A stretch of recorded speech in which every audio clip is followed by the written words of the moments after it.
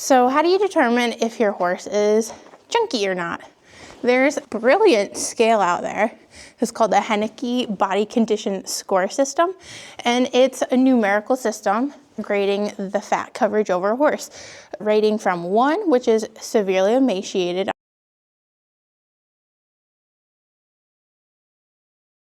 and on death's doorstep, up to 9, which is morbidly obese. And there's 6 different areas that you ascertain to see if the horse is too thin, the ideal body weight, or if they're a little fat. So you have to both visualize the horse and palpate the horse. So unfortunately, that means we're gonna bear it all on the internet, huh, girl? So I'm gonna go ahead and take your blankie off you. Now I'm only going behind my horse because I've known her for quite a while now, many years. And I know she's super comfortable with me going behind her, but you're not supposed to do that. Not supposed to go behind your horse. Okay, so here we go. Let's reveal the bod. Good girl. So horses are gonna be different. If you have a thoroughbred, they have more prominent withers.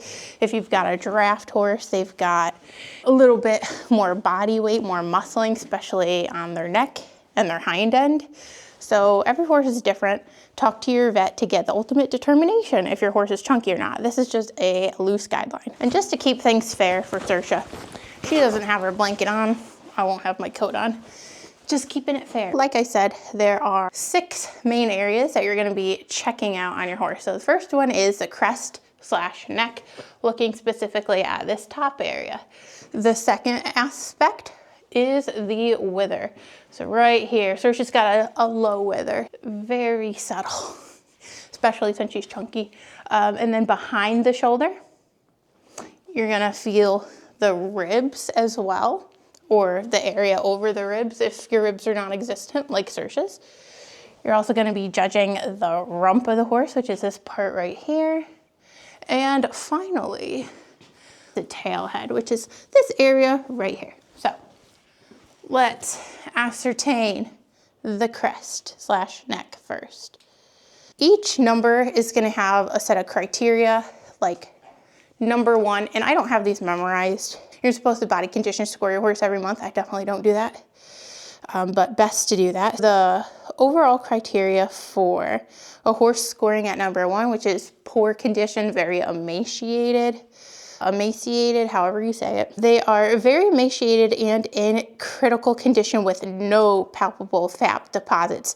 Bone structure of neck, shoulders, and withers are easily noticeable. Ribs are projecting prominently, and bony projection of the vertebrae are clearly seen along the loins and back of the head.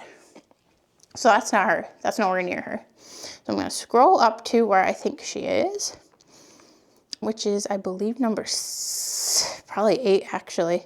So criteria for the neck: noticeable widening of the neck.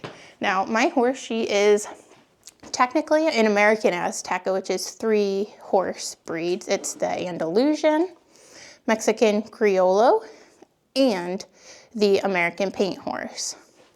Now, these horses, Aztecas, I always say an Andalusian paint cross because nobody knows what an Azteca horse is, but that is the official breed of Mexico, so woo woo.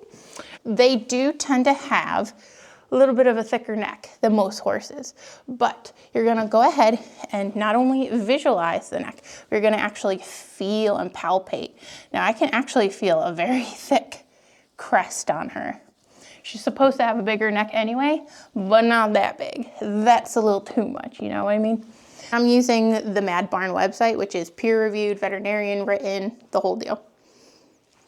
Says that the neck, noticeable widening of the neck, absolutely. But do we have bulging fat accumulation? I wouldn't say we have bulging fat accumulation. It's not very bulgy, at least, so that's good. So I'm gonna grade her an 8. I've got my handy dandy non-toxic marker, so I don't have to remember all that. Let me just say your neck, madam. We're gonna say it is an 8. Moving on to the wither. If I palpate the withers, I actually do feel a little bit of a bulge here.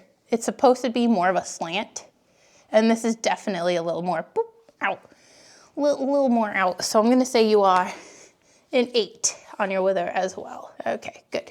8 and 8. I mean, that's not good, but good as in completed. Now let's focus on the shoulder.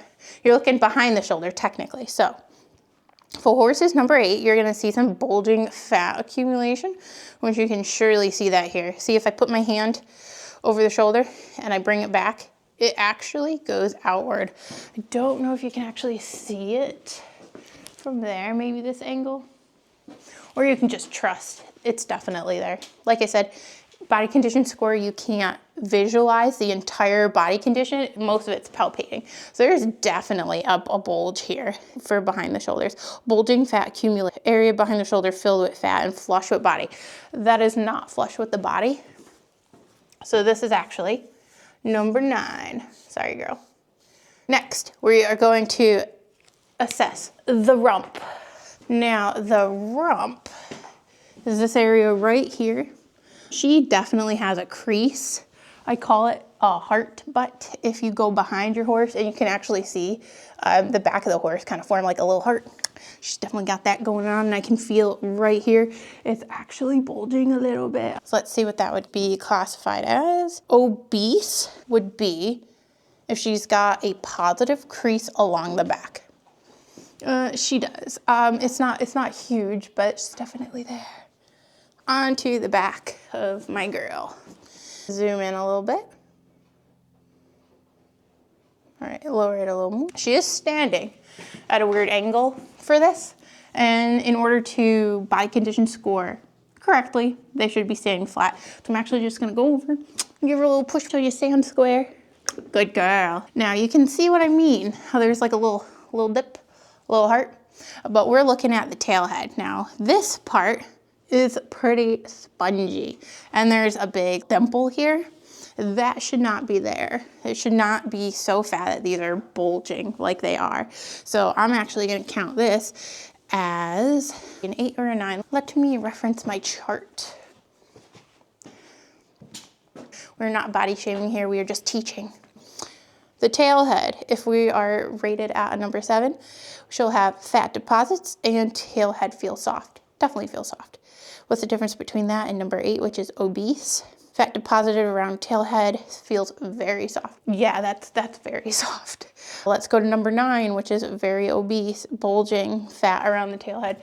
It's not bulging, but it is definitely very soft. It's got a little more give to it. I can show you. So like, it's very spongy here. Number 8 for her. Okay, I'll put a little 8 here. And then you are going to average all those numbers together. So that was 6 areas. So you're gonna add all those numbers together and divide by 6 to get your average. That's 41 divided by your average, 6.8. That doesn't, I think I hit a button wrong. 8. Oh, that's only 5 areas. Oh my goodness, no wonder. I was like, you're not a 6.8, that's lies.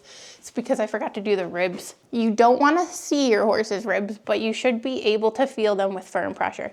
Certainly can't see her ribs. Can I feel them with firm pressure? No, I can't.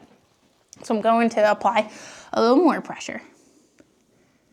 And I have a hard time, sorry, I'm pressing her so hard she's actually moved over. I'm really struggling to feel her ribs. I can't feel her ribs at all. Maybe toward the back, the very back I can. Number 8, ribs are not visible and difficult to feel individually, yes. Versus patchy fat accumulation over ribs. I don't feel patchy fat, so I'm gonna say she's an 8. An 8, that is our 6 points. The crest / neck, the withers behind the shoulder, her ribs, her rump, and of course the tail head. So now let's do the math. 49 divided by 6. So yeah, she's an 8.1. So you're a solid 8. If this was attractiveness, you'd be like winning, but this is obesity, and that's a game you don't want to be winning in. So what does this mean for Miss Saoirse? This means that we might be looking at getting her back on some levothyroxine, which is a thyroid medication. It boosts the metabolism. It's specifically for horses that have hypothyroidism, so their thyroid is not producing enough thyroid hormone, and their metabolism tanks. So I might look at getting her back on that. I'm going to be cutting back on treats pretty significantly. She's only on a ration balancer at the moment. She does have 24/7 access to hay. Unfortunately, that's the situation we're in with this barn. I definitely want her to turn out 24/7 because horses need freedom, forage, and friends. So she's definitely got the forage. She's definitely got the freedom. She's out 24/7 and she has friends. There's four other horses in the pasture with her. She's the fifth one. And it's a 12-acre pasture. So definitely got that.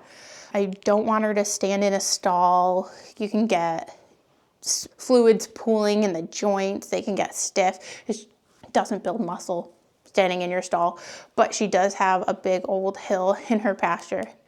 And walking up and down that thing, especially in the spring, summertime, she's definitely building her muscle. Horses in the wintertime, like with Saoirse here, we do very light work. Sometimes it's too cold to ride. So she's definitely at her biggest right now at the moment, winter weight.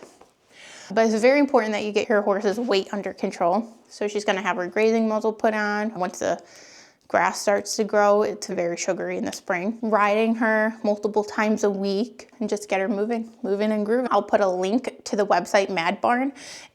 You can download the full body condition scoring chart. That way you can read each criteria for yourself, because I'm well aware most horses are not as chunky as her. Between 4 and 6 is ideal. Most horses are probably between 6 and 7.